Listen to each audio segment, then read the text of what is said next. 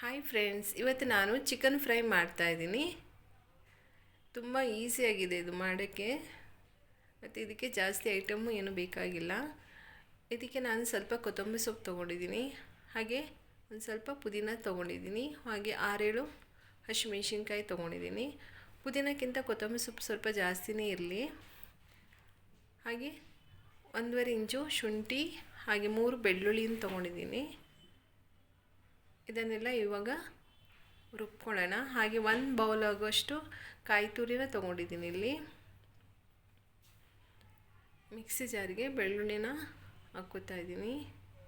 ಶುಂಠಿ ಎಲ್ಲ ಇದಕ್ಕೇ ಹಾಕ್ಕೊಂಡು ರುಬ್ಕೋಬೇಕು. ಇದಕ್ಕೆ ಏನು ನಾನು ಗರಂ ಮಸಾಲ ಏನು ಯೂಸ್ ಮಾಡ್ತಾ ಇಲ್ಲ, ಧನಿಯಾ ಪುಡಿ ಆಗಲಿ, ತುಂಬ ಈಸಿಯಾಗಿ ಮಾಡ್ಬೋದು. ಎಲ್ಲನೂ ಇದಕ್ಕೇ ಹಾಕ್ಕೊಂಡು ನುಣ್ಣಗೆ ಪೇಸ್ಟ್ ಮಾಡ್ಕೋಬೇಕು. ತರಿಯಾಗಿರಬಾರ್ದು. ಇದಕ್ಕೇ ಕಾಯಿ ತುರಿನೂ ಇದಕ್ಕೇ ಹಾಕ್ಕೋತಾ ಇದ್ದೀನಿ.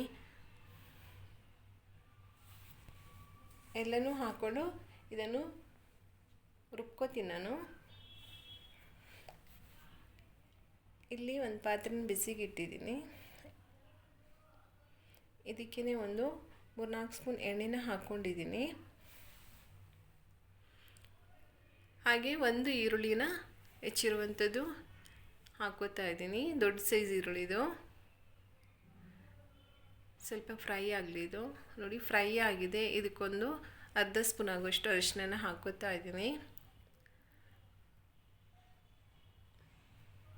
ನೋಡಿ, ಇದನ್ನು ಫ್ರೈ ಆಗಿದೆ. ಇದಕ್ಕೆ ನಾನು 3 ಟೊಮೆಟೊನ ಹಾಕ್ಕೋತಾ ಇದ್ದೀನಿ, ಸಣ್ಣಕ್ಕೆ ಹೆಚ್ಚಿರುವಂಥದ್ದು.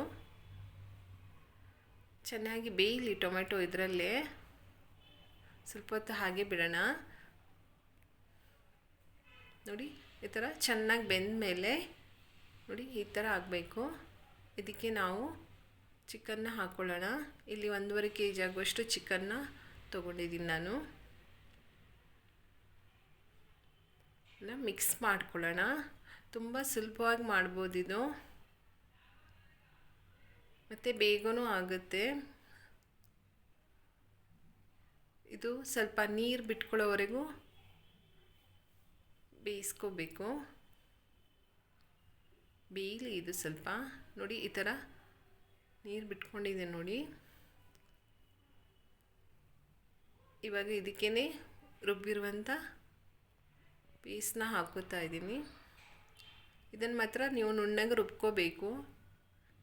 ನುಣ್ಣಗೆ ರುಬ್ಕೊಂಡ್ರೆ ಚೆನ್ನಾಗಿ ಟೇಸ್ಟ್ ಬರುತ್ತೆ ಇದು. ಎಲ್ಲನೂ ಇದಕ್ಕೇ ಹಾಕ್ಕೋತಾ ಇದ್ದೀನಿ. ಇದಕ್ಕೆ ಸ್ವಲ್ಪ ನೀರು ಹಾಕ್ಕೊಳ್ಳೋಣ. ನೋಡಿ, ನೋಡೋಕ್ಕೂ ಅಷ್ಟೇ ತುಂಬ ಚೆನ್ನಾಗಿದೆ ಇದು. ಇದರಲ್ಲೇ ಚೆನ್ನಾಗಿ ಬೇಯಲಿ ಇದು. ಈ ಥರ ಮಿಕ್ಸ್ ಮಾಡ್ಕೊಳ್ಳಿ.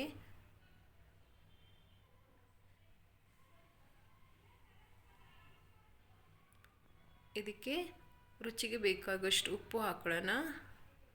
ನೋಡ್ಕೊಂಡು ಉಪ್ಪು ಹಾಕ್ಕೊಳ್ಳಿ.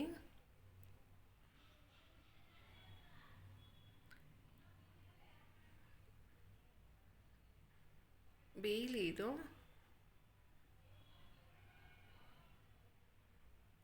ನೋಡಿ, ಚೆನ್ನಾಗಿ ಬೇಯ್ತಾ ಇದೆ ನೋಡಿ. ನೋಡಿ, ಆಲ್ರೆಡಿ ಇದೆಲ್ಲ ಬೆಂದಿದೆ. ಇದಕ್ಕೆ ನಾನು 1 ಸ್ಪೂನು ಪೆಪ್ಪರ್ ಪೌಡ್ರನ್ನ ಹಾಕ್ಕೋತಾ ಇದ್ದೀನಿ. ದೊಡ್ಡ ಸ್ಪೂನಲ್ಲಿ ಹಾಕ್ಕೋತಾ ಇದ್ದೀನಿ. ನಿಮಗೆ ಎಷ್ಟು ಬೇಕೋ ಖಾರಕ್ಕೆ ನೋಡ್ಕೊಂಡು ಹಾಕ್ಕೊಳ್ಳಿ, ಜಾಸ್ತಿನೂ ಹಾಕ್ಕೋಬೋದು. ಮಿಕ್ಸ್ ಮಾಡ್ಕೊಳ್ಳೋಣ. ಲಾಸ್ಟಲ್ಲಿ ಹಾಕೋದ್ರಿಂದ ಒಳ್ಳೆ ಫ್ಲೇವರ್ ಕೊಡುತ್ತೆ ಇದು. ನೋಡಿ, ತುಂಬ ಚೆನ್ನಾಗಿ ಬಂದಿದೆ ಇದು. ಟೇಸ್ಟು ಅಷ್ಟೇ ತುಂಬ ಚೆನ್ನಾಗಿರುತ್ತೆ ಇದು. ಇದನ್ನು ನೀವು ಮನೆಯಲ್ಲಿ ಟ್ರೈ ಮಾಡಿ. ಇಷ್ಟ ಆದರೆ ಲೈಕ್ ಮಾಡಿ, ಶೇರ್ ಮಾಡಿ, ಸಬ್ಸ್ಕ್ರೈಬ್ ಮಾಡಿ. Thank you.